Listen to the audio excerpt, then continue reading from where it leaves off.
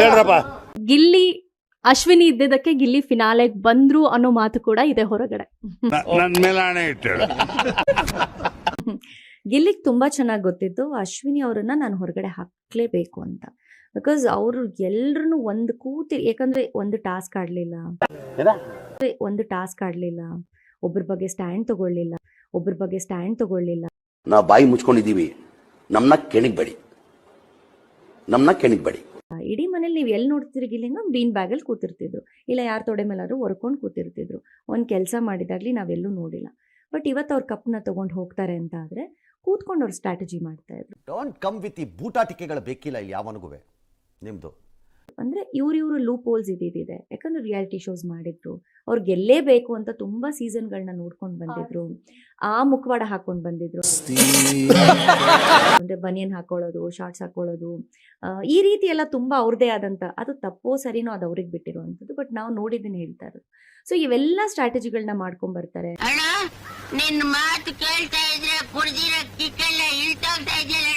ಮತ್ತೆ ಕೆಲವರ ಹಾವಭಾವನ ಅವರು ಇಡೀ ಮನೆಯಲ್ಲಿ ಪ್ರದರ್ಶನ ಮಾಡ್ತಾರೆ. ಅಂದ್ರೆ 24/7 ಮಾತಾಡ್ತಾನೆ ಇರಬೇಕು, ಕಾಲು ಎಳಿತಾನೆ ಇರಬೇಕು. ಇದೆಲ್ಲ ಎಲ್ಲಿಂದ ಅಂದ್ರೆ ಬೇರೆ ಬೇರೆ ಕಂಟೆಸ್ಟೆಂಟ್ಸ್ ಇಂದ ನೋಡ್ಕೊಂಡು ಬಂದಿರುವಂಥದ್ದು. ಬಟ್ ನಾವೆಲ್ಲ ಆಟ ಆಡ್ತಾ ಇದ್ವಿ, ಬಟ್ ಇಲ್ಲಿ ಒಬ್ರು ಆಟನ ಹಾಳು ಮಾಡ್ತಾ ಇದ್ರು. ನೀವು ಮೆನ್ಷನ್ ಮಾಡಂಗೆ ಇಲ್ಲ, ನೀವು ಹೆಂಗ್ ಮಾಡ್ತೀರಾ? ಸೊ ಇದೇ ನಮಗೂ ಅವ್ರಿಗೂ ಇದ್ದಂತ ಡಿಫ್ರೆನ್ಸ್. ನಾವೆಲ್ಲ ತುಂಬಾ ಸೀರಿಯಸ್ ಆಗಿ ಟಾಸ್ಕ್ ಕೊಟ್ಟಿದ್ದಾರೆ, ಸಖತ್ತಾಗಿ ಆಡಬೇಕು. ಇವತ್ತು ನಮಗೆ ಬಿಗ್ ಬಾಸ್ ಕಿಚನ್ ಟಾಸ್ಕ್ ಕೊಟ್ಟಿದ್ದಾರೆ, ನಾವು ತುಂಬಾ ಚೆನ್ನಾಗಿ ಅಡುಗೆ ಮಾಡ್ಬೇಕು. ಇವತ್ತು ನನ್ನ ಬಾತ್ರೂಮ್ ಕ್ಲೀನಿಂಗ್ ಇದೆ, ಯಾರು ಒಂದೇನು ಹೇಳಬಾರ್ದು. ಇದೆಲ್ಲ ನಾವು ತಗೊಂಡ್ ಮಾಡ್ತೀವಿ. ಬಟ್ ಅವ್ರು ಹಂಗ್ ಮಾಡ್ತಿರ್ಲಿಲ್ಲ. ಏನಾದ್ರೂ ಒಂದು ಅಂತಂದ್ರೆ ಅದನ್ನ ಹೇಗೆ ಸ್ಟ್ರಾಟಜಿ ಮಾಡ್ಬೋದು, ಕೊಟ್ಟಿದ್ದ ಕೆಲಸನ ನೇರವಾಗಿ ಮಾಡಿದೆ, ಅದನ್ನ ಹಿಂಗ್ ಮಾಡಿದಾಗ ಒಂದು ಸ್ಟ್ರಾಟಜಿ, ಜನಕ್ಕೊಂದು ಕಂಟೆಂಟ್. ಸೊ ಕಂಟೆಂಟ್ ಹೇಗೆ ಕೊಡೋದು ಅನ್ನೋ ತುಂಬಾ ಚೆನ್ನಾಗಿ ಇಲ್ಲಿ ಗೊತ್ತಿತ್ತು.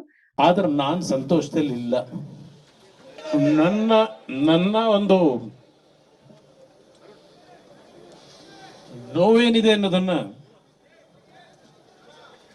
ನಾನೇ ಆ ನೋವನ್ನ ವಿಷಕಂಠನಾಗೆ ನುಂಗ್ತಾ ಇದ್ದೇನೆ ಅನ್ನೋದನ್ನ ಹೇಳಲಿಕ್ಕೆ ಬಯಸ್ತೇನೆ. ಆಯ್ತು, ಆಮೇಲೆ ಗಿಲ್ಲಿ ಫಸ್ಟ್ ಬಂದು ಟಾರ್ಗೆಟ್ ಮಾಡೋದೇ ನೀನು ಅಂತ. ಸೊ ನೀನು ಅನ್ನೋ ಪದ ಬಳಕೆ ಮಾಡಿದಾಗ, ಏಕವಚನ ಮಾಡಿದಾಗ ಅಲ್ಲಿಂದ ಪ್ರಾರಂಭ ಆಗುತ್ತೆ ಅದು. ಸೊ ಇದನ್ನ ಟ್ರಿಗರ್ ಮಾಡ್ತಾನೆ ಇರ್ತಾರೆ. ಸೊ ಅವ್ರಿಗೆ ಚೆನ್ನಾಗಿ ಗೊತ್ತಿತ್ತು ಇವರು ತುಂಬಾ ಸ್ಟ್ರಾಂಗ್ ಇದ್ದಾರೆ, ಟಾಸ್ಕಲ್ಲಾಗಲಿ ಏನೇ ವಿಚಾರದಲ್ಲಾಗಲಿ ತುಂಬಾ ಮೊಂಡು, ತುಂಬಾ ಹಠ ಮಾಡ್ತಾರೆ. ಇವರೊಬ್ಬರ ಲೈನ್ ನನಗೆ ಕ್ಲಿಯರ್ ಆದ್ರೆ ಇವರು ನಾನು ತುಂಬಾ ಈಸಿಯಾಗಿ ಎಲ್ಲರೂ ಹೊಡ್ಕೊಂಡು ಬರ್ಬೋದು ಅಂತ ಅವ್ರಿಗೆ ಗೊತ್ತಿತ್ತು. ಎಲ್ಲೋ ಇಲ್ಲಿ ನನಗೆ ಅನ್ಸುವಂಥದ್ದು, ನನ್ನನ್ನು ಕಂಟೆಸ್ಟೆಂಟ್ ಆಗಿ ಒಂದಷ್ಟು ಜನ ನೋಡಿದ್ರು, ಒಂದಷ್ಟು ಜನ ಆರ್ಟಿಸ್ಟ್ ಆಗಿ ನೋಡಿದ್ರು ಅಂತಾದ್ರೂ ಕೂಡ ಒಂದಷ್ಟು ಜನ ನಮಗೇ ಗೊತ್ತಿಲ್ಲದೆ ನಮ್ಮನ್ನು ಒಂಥರ ಬೇರೆ ರೀತಿನೇ ಸಮಾಜದಲ್ಲಿ ಬಿಂಬಿಸಕ್ಕೆ ಮೇರಿ ಲಡ್ಕಿ ನಿನ್ನಂತವ್ರು ಇನ್ನೂ ಈ ದೇಶದಲ್ಲಿ ಇದಾರಾ? ನೀನ್ ಪಾದ ಜೆರಾಕ್ಸ್ ಮಾಡ್ಕೊಟ್ಬಿಡು, ದಿನ ಸಾಯಂಕಾಲ ಬೆಳಿಗ್ಗೆ ಇಟ್ಕೊಂಡು ಪೂಜೆ ಮಾಡ್ತೀನಿ. ಮೇ ಬಿ ಇಲ್ಲಿ ಒಂದು ಪಾಲಿಟಿಕ್ಸು ಇನ್ವಾಲ್ವ್ ಆಯಿತು ಅನ್ಸುತ್ತೆ. ತುಂಬ ಏನೇನೋ ಆಯಿತು ಇಲ್ಲಿ. ಸೊ ಇವೆಲ್ಲವೂ ಒಂಥರ ತುಂಬ ಬದಲಾವಣೆಗಳಾಗ್ತಾ ಹೋಯ್ತು. ಆಮೇಲೆ ತುಂಬ ಜನ ಬೇಳೆ ಬೇಯಿಸ್ಕೊಂಡ್ರು. ಆಮೇಲೆ ಸುದೀಪ್ ಅಣ್ಣನ ವಿರೋಧಿಗಳು ಒಂದಷ್ಟು ಜನ ಇದ್ದಾರೆ.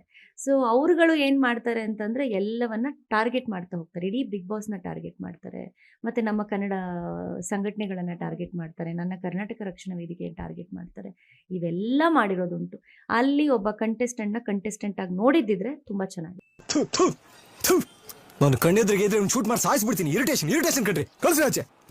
ಸೊ ಗಿಲ್ಲಿ ಅವರು ಬಡವರಲ್ಲ, ಅವರು ಬಡವರ ರೀತಿ ವೇಷ ತೊಟ್ಟಿದ್ದಾರೆ ಅಂತ ಅಶ್ವಿನಿ ಅವ್ರ ಹೇಳಿಕೆ ಬಗ್ಗೆ ನಿಮ್ಗೆ ಏನ್ ಅನ್ಸುತ್ತೆ? ಈ ಜನದ ಅಭಿಮಾನ ನೋಡಿದಾಗ ಇದೆಲ್ಲನೂ ಕೂಡ ಹೇಗೆ ತಗೊಳ್ತಿದ್ರಿ ಅಂತ? ಅಲ್ಲ, ಈಗ ಅವರು ನಾನು ಮೇಡಮ್ ಏನ್ ಹೇಳೋರು ಅಂತ ನಾನು ನೋಡಿಲ್ಲ. ಮೀಟರ್ ಬೇಕು, ಮೀಟರ್ ಈಗ ಹಂಗೇನಾರ ಹೇಳಿದ್ರೆ ನಾನು ಯಾವತ್ತೂ ನಾನು ಬಡವ ಅಂತ ಹೇಳ್ಕನಿಲ್ಲ ಮೇಡಮ್, ಹೇಳ್ಕನಿಲ್ಲ ಅಣ್ಣ. ಆಮೇಲೆ ಇನ್ನೊಂದು, ನಾನು ಬನೀನ್ ಹಾಕಂದ್ರಿಂದನೋ ಇದ್ರೆ ಅದು ನೋಡ್ಬಿಟ್ಟು ಬಡವ ಅಂತ ಹೇಳಕ್ಕಾಗಲ್ಲ. ಯಾಕೆ ಶ್ರೀಮಂತರು ಬನೀನ್ ಹಾಕೋದ್ವಾ, ಶ್ರೀಮಂತರು ನೈಟ್ ಪ್ಯಾಂಟ್ ಹಾಕಲ್ವಾ, ಚಡ್ಡಿ ಹಾಕಲ್ವಾ? ನೋಡ್ಬೇಕು ಮೇಡಮ್, ಹಂಗೆ ಹೇಳೋದಿಲ್ಲ ಅವರು, ಏನೋ ಮಾತನ್ ಬರದಲ್ಲಿ ಹೇಳಿರ್ಬೋದೇನಷ್ಟೇ. ಇಂತಹ ಹಲವು ಸಂಗತಿಗಳ ನಡುವೆ ನಮ್ಮನ್ನು ಕಾಡುವಂತಹ ಕಟ್ಟ ಕಡೆಯ ಪ್ರಶ್ನೆ ಹೀಗೂ ಉಂಟು.